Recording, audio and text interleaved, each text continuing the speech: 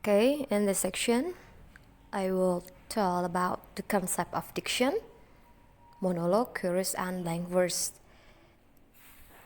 Before we start together, let's open our program by pray together, begin. First, we have to know about diction. Diction is very important to do our exercise. So diction refers to the language choices the writer makes to effectively convey an idea, a point of view, or tell a story. And in literature, the words used by an author can have established a distinct voice and style.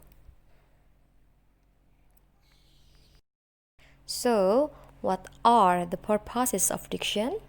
First, create a certain tune that supports purpose. Second, support the setting.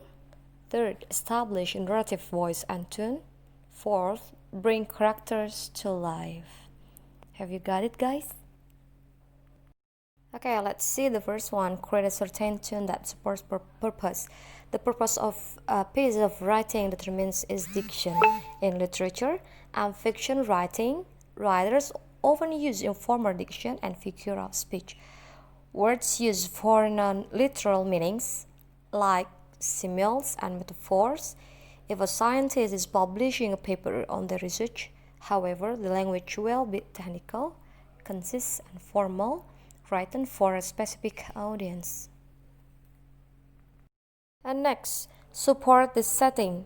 In fiction writing, the language and author use support the basic story elements like setting, and diction helps establish when and where a story is set by using language native to that time and place. This is called colloquial diction. For example, a story set in New York City will have a different style of language compared to a story that takes place in London. So, every story must selective on diction. Okay, next, talking about monologue. Monologue is a speech given a single character in a story. In drama, it is the vocalization of a character's thought. In literature, the verbalization.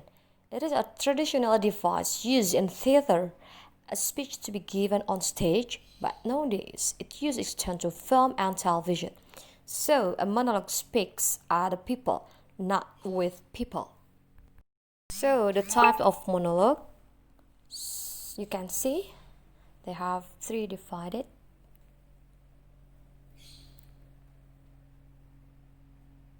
Okay, have you got it, guys? And now I want to explain one by one of types of monologue. Okay, for the first one, soliloquy, that a speech that a character gives to himself as no one else is listening, which voice his inner thought aloud. Basically, a soliloquy captures a character talking to himself at length out loud.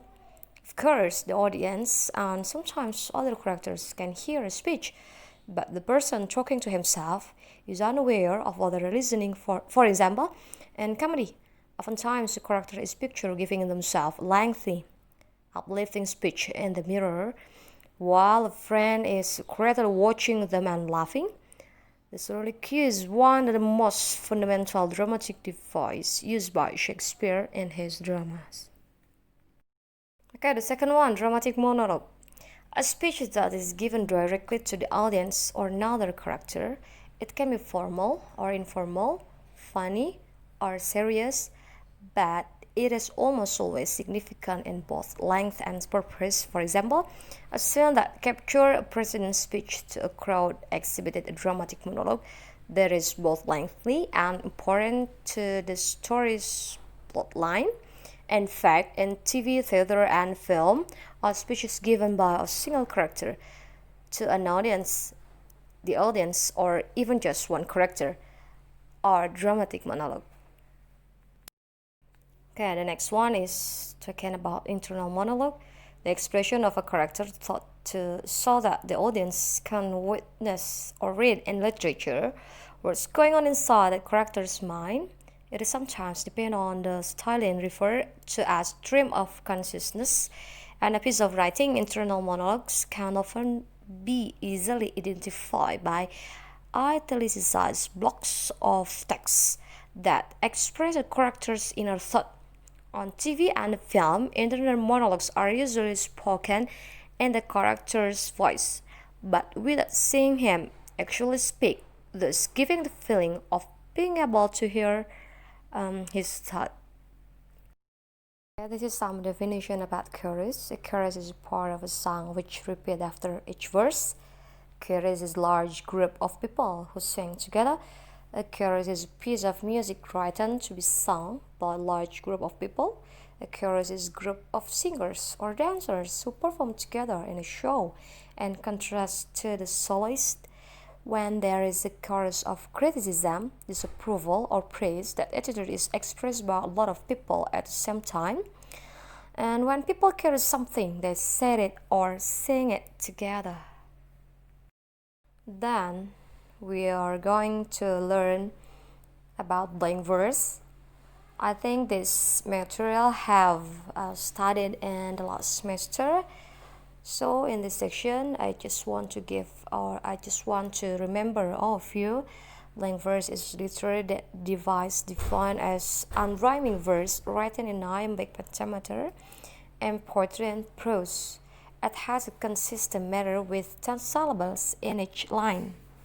So look at the pictures. This is a sample to give how about blank verse poetry in poetry. And of course, we need blank verse in a drama.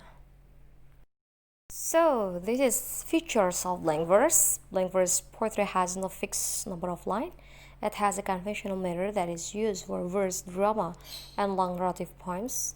It is often used in descriptive and reflective poems and dramatic monologue, the poems in which a single character delivers his thought in the form of speech.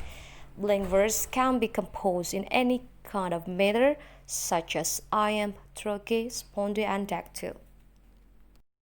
And this is types of blank verse poetry. Iambic pentameter or iamb pentameter blank verse, like unstressed, stressed syllables. Trochee blank verse, like stress, unstressed syllables. Anapaest blank verse, unstressed, unstressed, stressed syllable. Dactyl blank verse or dactylic blank verse, stress, unstressed, unstressed syllables. Have you got it, guys? So in this section, we have to get some discuss. And based on film or drama that have you watched, tell the title of the film or drama first, and next give some analysis related to monologue. Give some analysis related to monologue chorus or verse, right? You can choose one of it, right? Don't forget to tell about the title of the film or drama that have you watched. Okay guys, I think enough for our meeting in this today. Thank you very much for all of your attention. And last, I would close our program by pray together, begin. Okay, that's all. Thank you.